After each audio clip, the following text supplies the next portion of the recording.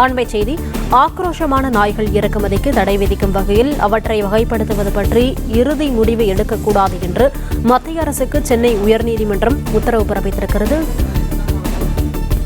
கூடுதல் விவரங்களை செய்தியாளர் ஆனந்த் வழங்க கேட்கலாம். ஆனந்த், வணக்கம். விவரங்களை சொல்லலாம். வணக்கம். ஆக்ரோஷமான நாய்களை இறக்குமதி செய்ய தடை விதிக்கும் வகையில் நாய்களை வகைப்படுத்துவது தொடர்பாக எந்த இறுதி முடிவும் எடுக்கக்கூடாது என மத்திய அரசுக்கு சென்னை உயர்நீதிமன்றம் உத்தரவிட்டிருக்கிறது. மனித உயிருக்கு அச்சுறுத்தலாக விளங்கும் ஆக்ரோஷமான வெளிநாட்டு நாய்களை இறக்குமதி செய்யவும், விற்கவும், இனப்பெருக்கம் செய்யவும் தடை விதிக்க மத்திய கால்நடைத்துறை கடந்த மார்ச் மாதம் 12ஆம் தேதி உத்தரவு பிறப்பித்தது. இந்த தடை உத்தரவு குறித்து அனைத்து மாநில தலைமைச் செயலாளருக்கும் மத்திய கால்நடைத்துறை இணைச் செயலாளர் கடிதம் அனுப்பியிருந்தார். இந்த உத்தரவின் அடிப்படையில் வெளிநாட்டு நாய்கள்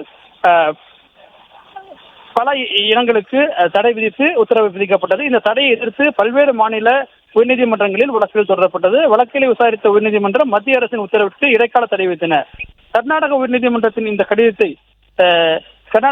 கடிதத்தை ரத்து செய்திருந்தது. இதனைத் தொடர்ந்து தடை விதிப்பதற்காக அதனை எதிர்த்தும் வழக்குகள் தொடரப்பட்டது. இந்த வழக்குகள் அனைத்தும் இதே போன்ற வழக்குகளும் சென்னை உயர்நீதிமன்ற நீதிபதி அனிதா சுமந்த் முன்பு விசாரணைக்கு வந்தது. அந்த வழக்கை விசாரணைக்கு எடுத்துக்கொண்ட நீதிபதி அனிதா சுமந்த் கர்நாடக உயர்நீதிமன்றத்தில் ரத்து செய்யப்பட்ட கடிதத்தின் அடிப்படையில் பொதுமக்களிடம் கருத்து கேட்பது சட்டப்படி தவறானது எனவும் நிபுணர்கள் அடங்கிய புதிய குழு அமைத்து அதுதான் கருத்து கேட்கும் நடவடிக்கைகளை துவங்க வேண்டும் எனவும் கூறி வாதிடப்பட்டது. இதனைத் தொடர்ந்து உத்தரவிட்ட நீதிபதி கருத்து கேட்கும் நடைமுறை தொடரலாம் எனவும் ஜூன் 14ஆம் தேதி வரை எந்தவிதமான இறுதி முடிவும் எடுக்கக்கூடாது என மத்திய அரசுக்கு உத்தரவிட்டு விசாரணையை அன்றைய தேதிக்கு தள்ளி வைத்து உத்தரவிட்டிருக்கின்றார்.